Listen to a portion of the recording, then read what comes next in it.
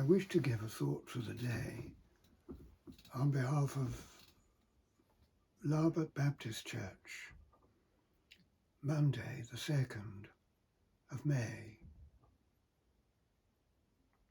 The three essentials in government. First, the common good. The responsibility of a government is the common good. The second essential is consensus. The people governed must recognize and accept that they are thus governed. The third essential is a viable, reasonable definition of and adherence to authority. Within those three essentials for government, pretty generally, and I emphasize pretty generally, humankind has come at this point in time to recognize two modes of government. There is Republican presidency and there is constitutional monarchy. In this year, when we celebrate the 70 years that our gracious Queen has reigned over us, I declare a preference for constitutional monarchy above Republican presidency. And I do so for the following reasons. The presidency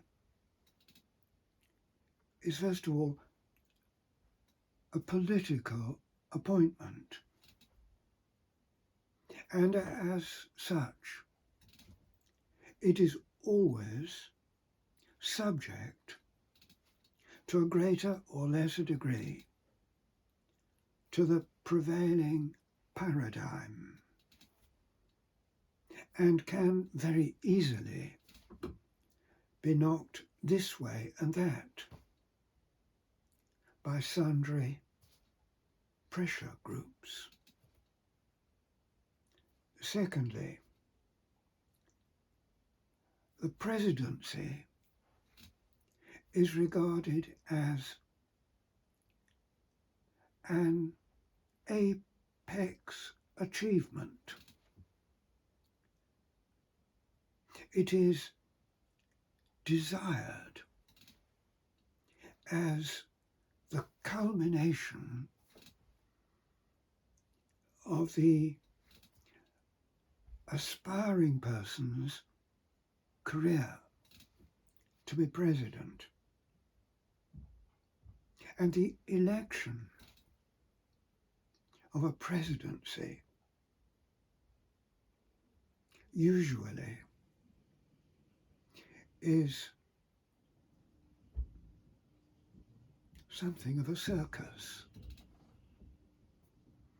And those who aspire to the office magnetize their particular position with multitudinous promises, which in the event, by about 90%, are not only not kept, they never could be. And the whole election is a matter of rivalry.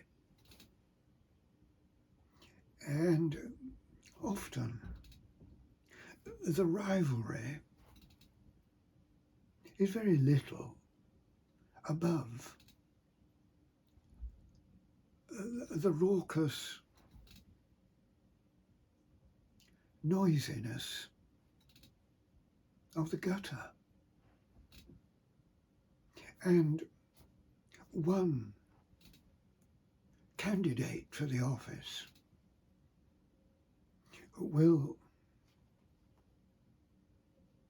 castigate rivals, and sometimes with insults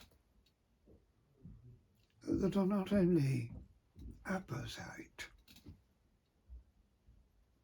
but they are without subtlety or dignity. It isn't a very edifying spectacle. Thirdly, the office of President is presented upon an agenda either of secular pluralism, which makes no place for spiritual perspectives, or upon an agenda of narrow, repressive ideology. And one way or another, it leaves many of those so governed feeling that their position is of no regard whatever. Fourthly, the office of President is susceptible to abuse. The one attaining the office may have climbed to that position from a very ordinary background, and the opportunities of power can be intoxicating, even to the evolving into brutal savagery and wicked tyranny and gangster-like accumulation of wealth and the advancement of sycophants and the destruction of those perceived as enemies and the crushing of the human spirit. I think if you switch on your television set or open your newspaper at this time, you may well see a case in point. And fifthly, the office of the President, it may very well be occupied by a person of true integrity and with a genuine desire to do those who are governed good. But there is always one aspect to the presidency which is curtailing, and it is this: it always operates in and of and for the present time. It is a moment thing. It has no actual bearing upon the nation's history, and it is not formed upon the maturity of the ages. A constitutional monarchy I prefer for these reasons. The one who possesses the office of monarch is in a position which is of larger significance than the clattering opinionatedness of politicians as they manoeuvre this way and that for their party and or for themselves. Secondly, a constitutional monarchy is removed from the scramble for place and preferment and ambition and making ends meet. Don't misunderstand. That might appear to be an enviable position. But as a matter of fact, it allows the incumbent of that high office to perceive with unique perspectives upon the issues of life. It is for that reason that the right of the monarch, among other rights and prerogatives, is to advise the government. Thirdly, a constitutional monarchy is not locked within the present, but bears within its significance the nation's character. It isn't transitory. It isn't empty of durability. It is enduring. And that has a psychological and a social and a spiritual influence which is of great power and usually is not appreciated until it is lost. The reference to the monarch is Your Majesty. That isn't a reference primarily to the incumbent of that office, but to the office itself. A constitutional monarchy is not within the remit of our electing processes. It's removed from our choices and our preferences. It symbolizes the outworking of a power which is superior to any of our devices. The awesome liturgy of the coronation is set entirely, I mean entirely, within the acknowledgement of the will of God.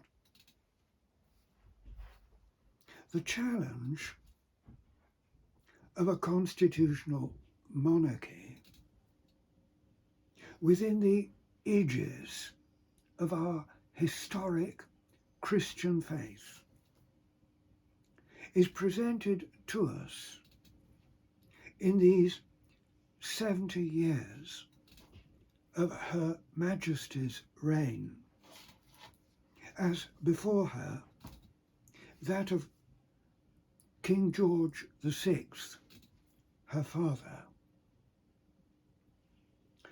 with wisdom, tact, humility, principle, courage, steadfastness, and faith. Therefore, while I, for one, pray concerning our Queen, long may she reign, I also foresee a convulsive perplexity besetting our glorious land when the sovereign succeeding her is brought to the crowning. How will a materialistic, secular, God-forgetting generation address the meaningfulness of what looks to the atheistical mind like the mumbo-jumbo of archaic superstition? The coronation itself, and the very prospect of it in due season, calls all of us back to the key issues which we have so long ignored. With our world falling apart, with violence and corruption apparent in so many parts of our globe, with our institutions of administration standing impotent